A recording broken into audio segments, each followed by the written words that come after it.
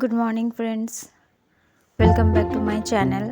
তো সকালবেলা ঘুম থেকে উঠে বিছানা তুলে নিয়েছি এবং যে বাসি কাজগুলো আছে সেগুলো আমি সেরে নিচ্ছি। তখন বাসনটা আমি চটপট মেজে নিই, কারণ রান্নার জন্য তৈরি হতে হবে। তখন বাসনটা ঠিকঠাক করে মেজে নিচ্ছি। মেজে নেওয়ার পর ঘরটার ঝাড়টা দিয়ে আমি রান্না চাপিয়ে দেবো, যেহেতু আজকে আমার ডে ডিউটি আছে, সেজন্য একটু তাড়াহুড়ো করছি।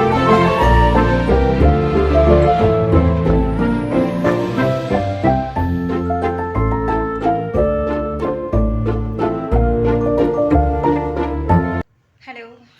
তো আমি রান্নাঘরে তো আমার চলে বাসন এসেছি মাজা এবং কমপ্লিট হয়ে রান্নার যা গিয়েছে, আমি জিনিসপত্র রান্নাঘরে লাগবে চলে আমি সেগুলো এসেছি। সব রেডি করে রেখে তো দিয়েছি। আজকে তো রান্না চলো হবে এক ঝলক ডিমের দেখা যাক ঝোল। আমি কি তো কি রেডি করে চলো রান্নার রেখেছি। সমস্ত জিনিস তৈরি করে নিই।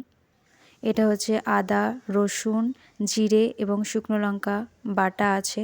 এটা ডিম আমি সিদ্ধ করে নিয়েছি এবং হলুদ লবণ মিক্স করে নিয়েছি, দিয়ে মাখিয়ে রেখে দিয়েছি।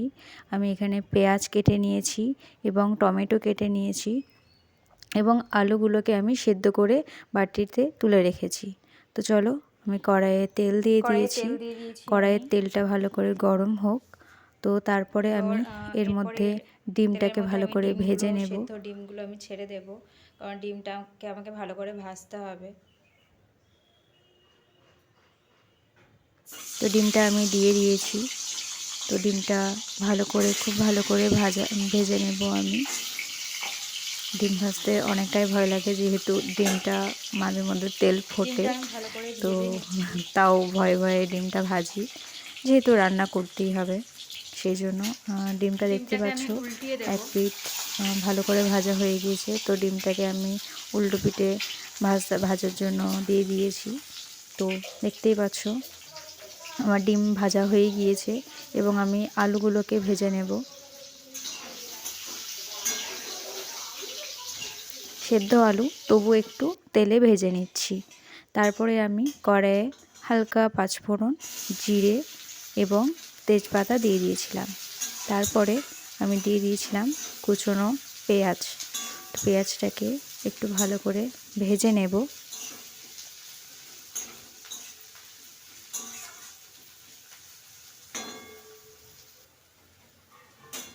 তো দেখতেই পাচ্ছ পেঁয়াজ ভালো করে ভাজা হয়ে গিয়েছে। তো এর মধ্যে আমি যে বেটে রেখেছিলাম মশলা, সেই মশলাটা দিয়ে দেব। তো মশলা এবং পেঁয়াজ খুব ভালো করে আমি মিক্স করে নিয়েছি, দেখতেই পাচ্ছ।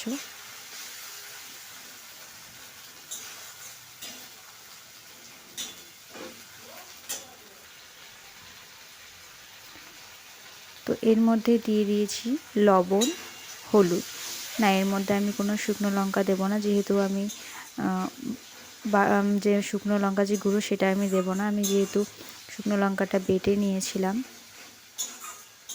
তো আমি মশলাটা খুব ভালো করে মিক্স করে নেব। তারপর এর মধ্যে দিয়ে দেব টমেটো। টমেটোটাকেও খুব ভালো করে সেদ্ধ করার মতন ভেজে নিতে হবে।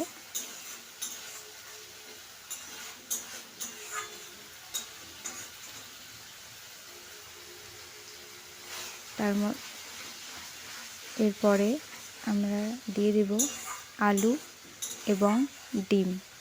সেটাকে মশলার মধ্যেই দিয়ে দিতে হবে। তারপরে খুব ভালো করে মিক্স করে নেব।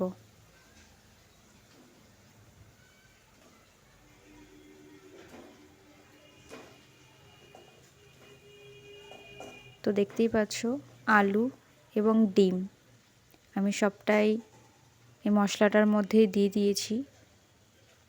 তো ভালো করে এই মশলার সাথে ডিম এবং আলু মিক্স করে নেব।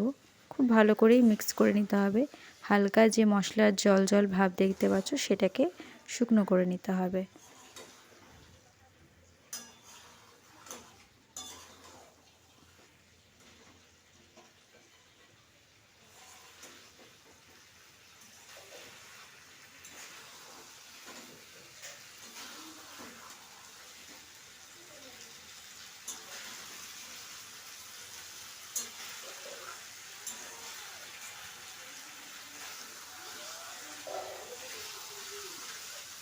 তো দেখতেই পাচ্ছ আলু, ডিম এবং মশলা খুব ভালো করে আমি মিক্স করে নিয়েছি। তারপরে এর মধ্যে দিয়ে দেব জল। জলটা আমি একটু বেশি দিয়েছি, যেহেতু আলুটা আমি যদিও বা সিদ্ধ করে নিয়েছি, তবুও এই জলটা অনেকটা ফুটে আলুটা আরও সিদ্ধ হয়ে যাবে, যার জন্য আমি জলটাকে একটু বেশি দিয়েছি। কিন্তু এই জলটা অনেকটাই শুকোতে হবে।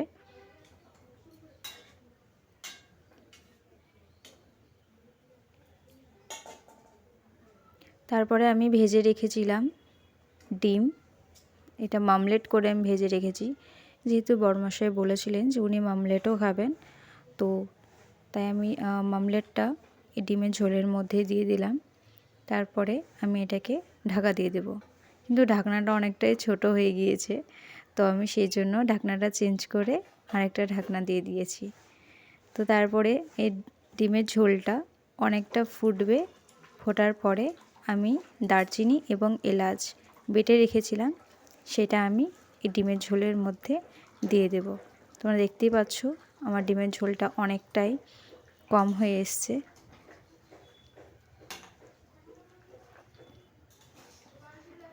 তো কেমন লাগলো এই ডিমের ঝোলের রান্নার ভিডিওটা অবশ্যই জানিও।